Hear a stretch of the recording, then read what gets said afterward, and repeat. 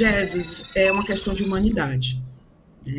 Eu acho que, minimamente, as pessoas terem condições e possibilidade de dar um enterro digno para o seu para um ente é fundamental. O que foi retirado? Você listou, acabou de listar os preços. Imagina que a maioria da população, vamos colocar o grosso da população, a gente está falando de um salário aí de R$ 1.300, a média. Como você, como você dá um enterro digno para essa pessoa tendo que pagar R$ 3.000, R$ 2.000, R$ 1.500? Inviável. Eu acho que a gente tem que pensar, e aí o papel da prefeitura, né? Vamos pensar o seguinte: uma coisa é a gente ter a manutenção, outra coisa dos cemitérios, cobrar-se uma taxa, mas não um valor como se a gente estivesse falando de privatização, né? De um enterro particular, desculpa, corrigindo, que não é barato. Mas quando a gente está falando de cemitério popular, a gente está falando para atender a todos.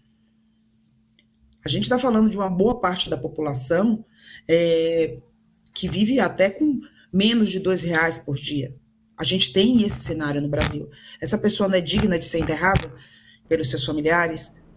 Então, acho que esse é o pensamento. Acho que super válido a decisão do ministro, muito condizente, e a gente precisa lembrar a todo tempo qual é o papel dos municípios, qual é o papel do Estado em situações extremas. Isso não vai, esse cidadão ele não vai existir mais para pagar impostos. Aliás, nós já pagamos os impostos para isso. E são vários. Então, a gente está falando aqui de uma questão de humanidade.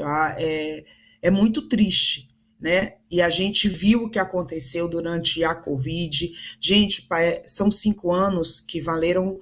Há 5 anos atrás, a gente está falando, poxa, vai quase 5 anos atrás, agora, por em 2025, mas ainda vivemos consequências de uma grande pandemia que, infelizmente, acho que não serviu de aprendizado.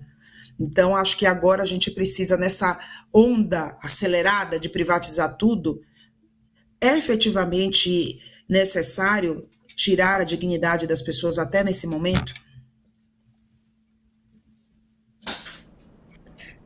Peter Fernandes.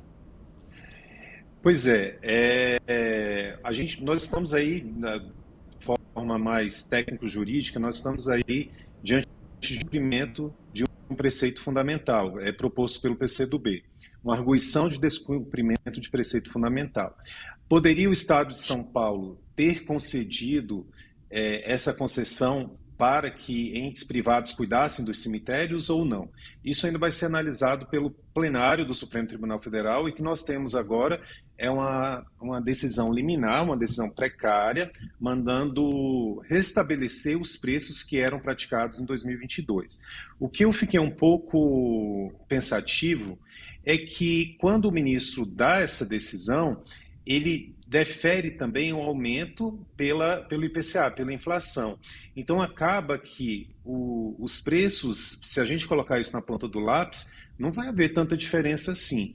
Eu acho que o Estado tem uma responsabilidade total, principalmente no momento de morte, obviamente, das pessoas, mas o Estado inchado, o Estado tomando de conta de todos os serviços públicos, a história tem demonstrado que isso não é bom para o Estado, né? Em vários países do primeiro mundo, o Estado ele é muito, pelo contrário, ele é muito mais enxuto.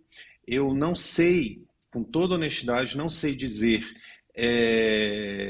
o que seria melhor nesse caso, apenas relacionado à manutenção. Não sei dizer o que seria melhor, a concessão ou que o Estado continuasse a manter esses cemitérios. O que eu sei é que a história tem demonstrado que os países de primeiro mundo que têm um Estado mais enxuto, os serviços públicos são mais escorreitos, eles são mais eficazes. Agora, poderia uma pessoa, num momento de tanto clamor, de um momento tão delicado no qual alguém da sua família morre, não ter o apoio mínimo do Estado? Isso eu sou contra, entendeu?